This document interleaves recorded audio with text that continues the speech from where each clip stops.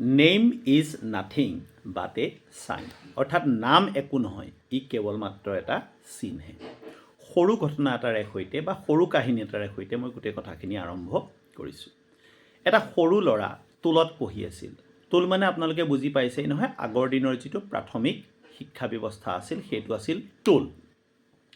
টোলত পঢ়ি থকা সৰু ল'ৰাটোৱে শিক্ষকক গৈ ক'লেগৈ যে ছাৰ, মোৰ নামটো মোৰ ভাল লগা নাই, বা গুৰুদেৱ মোৰ নামটো বৰ ভাল লগা নাই, মোক এটা ভাল নাম লাগে।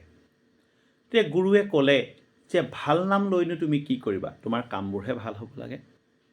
ল'ৰাটো নাচুৰ বান্দা, গতিকে শিক্ষকে বা গুৰুদেৱে ল'ৰাটোক ক'লে যে যোৱা তুমি তোমাৰ কাৰণে এটা উপযুক্ত নাম বাছি আনা, তোমাক মই ইমান দিনৰ কাৰণে, এটা নিৰ্দিষ্ট কেইটামান দিনৰ কাৰণে এটা ছুটি দিলোঁ বুলি ক'লে। ল'ৰাটোৱে বিভিন্ন জেগা ঘূৰি ফুৰিলে। ঘূৰি ফুৰোঁতে এদিন বাটতে এগৰাকী মানুহক লগ পালে, মহিলা এগৰাকীক লগ পালে, তেওঁ ৰাস্তাত ঝাৰু দি আছে। ল'ৰাটোৱে গৈ মহিলাগৰাকীক সুধিলে যে বাইদেউ নমস্কাৰ। বোলে নমস্কাৰ, আপোনাৰ নামটো কি? বোলে মোৰ নামটো ৰাণী। সেইটো আচৰিত হৈ গ'ল যে আপোনাৰ নাম ৰাণী আৰু আপুনি ঝাৰুদাৰৰ কাম কৰিছে। তাৰপিছত তেওঁ এজন পুৰুষক লগ পালে। পুৰুষজনৰ চকু নাই, অৰ্থাৎ তেওঁ অন্ধ। ল'ৰাটোৱে গৈ মানুহজনক সুধিলে যে ককাইদেউ আপোনাৰ নাম কি? তেতিয়া মানুহজনে ক'লে মোৰ নাম কমল লোচন। ল'ৰাটো আৰু আচৰিত হ'ল, আপোনাৰতো চকুৱেই নাই, নামটো কমল লোচন। সি বহুত চিন্তা কৰিলে আৰু গুৰুদেৱে তাক কিয় পঠাই দিছিল কথাটো নিজে অনুভৱ কৰিলে আৰু গুৰুদেৱক আহি ক'লেহি যে গুৰুদেৱ, মোৰ যিটো নাম আছে সেইটো নামতে মই সন্তুষ্ট, কাৰণ নামে একো নকৰে, নামটো কেৱল মাত্ৰ এটা পৰিচয়সূচক চিনহে। 2 নম্বৰৰ ঘটনা এটা মই কওঁ। ছৈয়দ আব্দুল মালিক ডাঙৰীয়াৰ নাম নিশ্চয় 80-90 দশকৰ মাজেৰে পাৰ হৈ অহা মানুহে নুশুনাকৈ থকা নাই। আজিকালিৰ সময়ত ছৈয়দ আব্দুল মালিক ডাঙৰীয়াৰ সেই অপূৰ্ব অতুলনীয় উপন্যাস, গল্প, সেইবিলাক পঢ়া মানুহৰ সংখ্যা যদিও কমিছে, 80-90 দশকত যি সময়ত টিভিৰ প্ৰচলন খুব কমেই আছিল, সেইটো সময়ত মানুহ কিতাপমুখী আছিল আৰু তেওঁলোকে নিশ্চয় জীৱনত এদিন হ'লেও এদিন, যিসকল স্বাক্ষৰ মানুহ আছিল তেওঁলোকে ছৈয়দ আব্দুল মালিকৰ এখন হ'লেও কিতাপ হাতত তুলি লৈছিল। এই ছৈয়দ আব্দুল মালিকক এবাৰ এখন সভালৈ মতা হৈছিল, জনজাতি অধ্যুষিত অঞ্চলৰ সভা। সভালৈ তেখেতক মতা হৈছিল সভাপতিৰ দায়িত্ব দি, আৰু ছৈয়দ আব্দুল মালিক ডাঙৰীয়াই সময়তকৈ আগত গৈ সভাস্থলীত উপস্থিত হ'লগৈ। কিন্তু সভাস্থলী দেখি তেখেত আচৰিত হ'ল, কাৰণ সভা আৰম্ভ হ'বলৈ বেছি সময় নাই, কিন্তু সভাৰ মণ্ডপটোৱে প্ৰস্তুত হোৱা নাই। দুজনমান মানুহে বাঁহ তুলিবলৈ ঠিক আৰম্ভ কৰিছে আৰু ছৈয়দ আব্দুল মালিকে সেই ঠাইত গৈ সভাৰ মণ্ডপ বনোৱা চাই থাকিলেগৈ। তেতিয়া এজন মানুহে ক'লে, হেৰি আপুনি কিয় ৰৈ আছে? আমাক অকণমান সহায়টো কৰি দিব পাৰে, আমাৰ সভাপতি ডাঙৰীয়া পাবহি হ'ল। সভাপতিটো তেওঁ অভাপতি বুলি কৈছে যে আমাৰ অভাপতি ডাঙৰীয়া আহিব হ'ল। জনজাতীয় বহু লোকে সটোক অ বুলি কয়, অটোক স বুলি কয়, তেনেকুৱা কিবা কিবি আছে, কোনো ডাঙৰ কথা নহয়। সহজ সৰল ছৈয়দ আব্দুল মালিক ডাঙৰীয়াই লগে লগে সেই বাঁহটো তুলি দি মণ্ডপটো বনোৱাত সহায় কৰি দিবলৈ আৰম্ভ কৰিলে। ঠিক তেনেকুৱাতে ছৈয়দ আব্দুল মালিক ডাঙৰীয়াক চিনি পোৱা এজন ব্যক্তি আহিলে। আহি মানুহকেইজনক মৃদু ককৰ্থনা কৰিলে যে তোমালোকে কি ভুল কৰিছা, এইজনীতো আমাৰ সভাপতি। চাওক, ইমান এজন বিখ্যাত লিখক, ইমান এজন বিখ্যাত ব্যক্তি, প্ৰফেচৰ, গদ্য সাহিত্যৰ ওজা, আনহাতে ৰাজ্যসভাৰ একালৰ সাংসদ ছৈয়দ আব্দুল মালিক ডাঙৰীয়াক কোনোবা ব্যক্তিয়ে চিনি পোৱা নাছিল। গতিকে মানুহ এজনক চিনি পোৱা আৰু নোপোৱাটো বৰ ডাঙৰ কথা নহয়। তাতকৈ ডাঙৰ কথাটো হ'ল তেখেতে কৰি থকা কামবিলাকহে। আজি কেইদিনমানৰ আগত অসমৰ নতুন প্ৰজন্মৰ এগৰাকী গায়িকা, খুব গুণৱান গায়িকা, তেখেতৰ গান মই শুনিছোঁ, গীতাঞ্জলি দাস ডাঙৰীয়ানীয়ে তেখেতৰ নামটো ভুলকৈ কোৱাৰ বাবে মঞ্চত ৰাইজক প্ৰশ্ন কৰিছে যে আপোনালোকে মোক চিনি পায়নে, মোৰ নামটো কি? নিশ্চিতভাৱে এতিয়াৰ প্ৰজন্মৰ ল'ৰা ছোৱালীয়ে চিঞৰি তেওঁৰ নামটো ক'ব, গীতাঞ্জলি বুলি। অৱশ্যে গীতাঞ্জলিয়ে এটা গীতো গাইছিল, নামেনো গীতাঞ্জলি গগৈ লিখো উপাধি বুলি।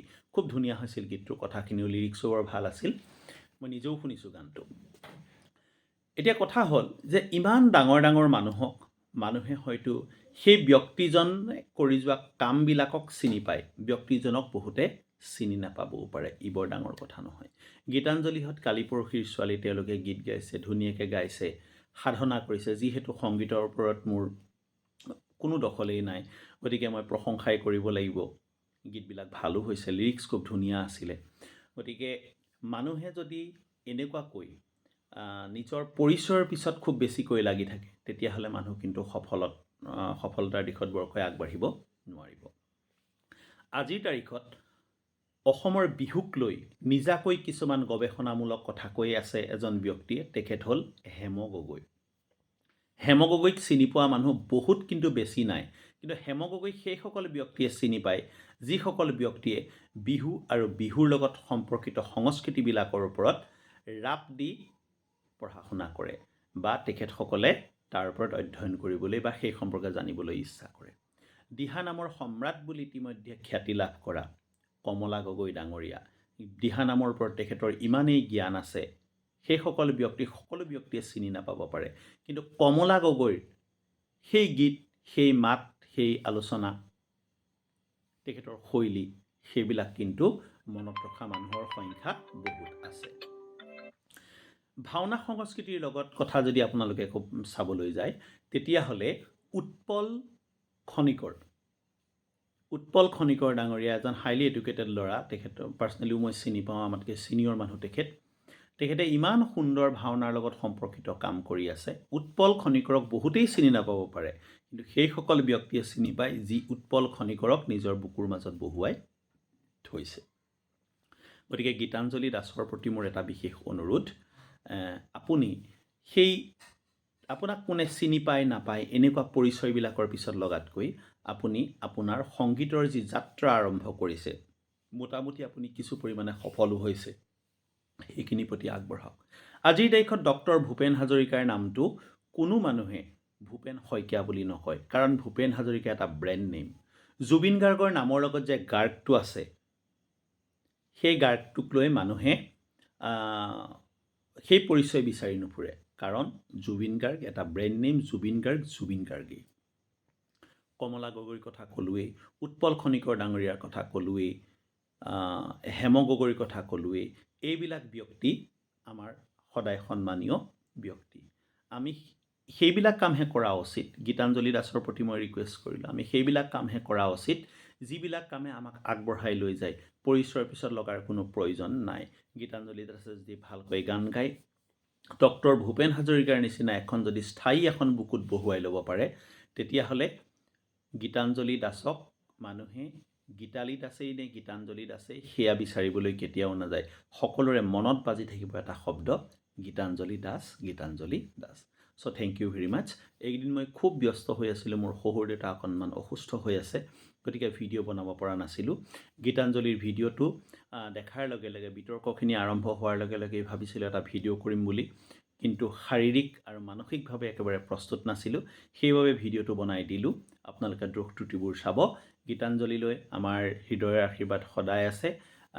আমি ৰিকুৱেষ্ট কৰিম তেওঁক যে তেওঁ নিজৰ নামেৰে সৈতে এদিন গোটেই অসমৰ সংগীত জগতখনত উজ্বলি উঠিব, খগেন মহন্তৰ দৰে, ডক্টৰ ভূপেন হাজৰিকাৰ দৰে। Thank you very much. Please stay connected, keep watching our videos and don't forget to follow, share, comment and subscribe.